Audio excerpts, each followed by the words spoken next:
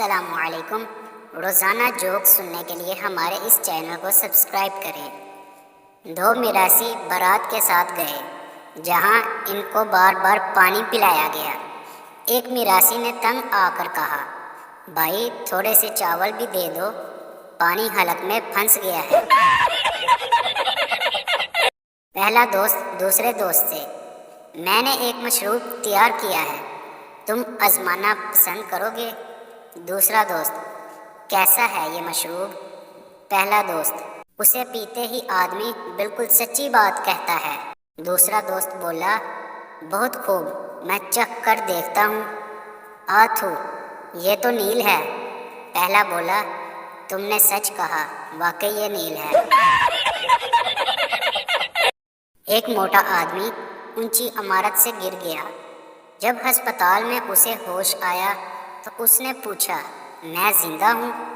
Doctor, آپ تو زندہ ہیں، لیکن جن پر تم گرے تھے وہ مر گئے۔ ایک دیہاتی کسی بڑے ہوٹل میں گیا اور چائے کا آرڈر دیا۔ ویٹر ایک چھوٹے سے کپ میں ذرا سی چائے لے آیا۔ اس نے ایک ہی گھونٹ میں چائے ختم کر دی اور بولا، میٹھا ٹھیک ہے، چائے لے آؤ۔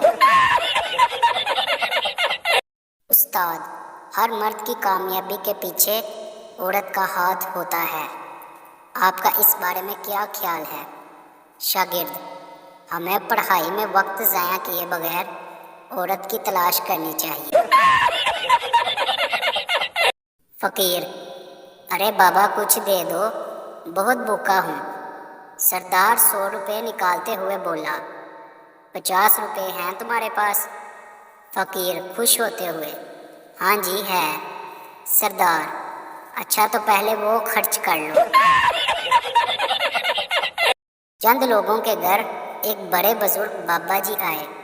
گھر کا ایک فرد بابا جی کی شان میں گستاخی کر بیٹھا۔ تھوڑی دیر کے بعد گھر کے سارے افراد اندھے ہو گئے اور رو رو کر معافی مانگنے لگے۔ تب بابا جی نے جوتا اٹھایا اور سب کی چترول کی، او اچھی ماں دیو، بجلی چلی گئی ہے۔ ایک آدمی کے سر پر بال کہیں کہیں تھے۔ چند لڑکے اس کے پیچھے آ رہے تھے۔ ان میں سے ایک بولا، ان صاحب نے تو سر پر گھاس اگا رکھی ہے۔ یہ سن کر وہ صاحب بولے، تبھی تو گدھے میرے پیچھے آ رہے ہیں۔ ایک شخص کو مذاق کرنے کی بڑی عادت تھی۔ انہوں نے اپنے دوست کو بے رنگ خط لکھا۔ خط میں صرف ایک جملہ لکھا کہ میں خیریت سے ہوں۔ جواب میں اسے ایک بھاری بے رنگ لفافہ موصول ہوا۔ وصول کرتے ہی انہوں نے لفافہ کھولا، اندر سے ایک پتھر نکلا۔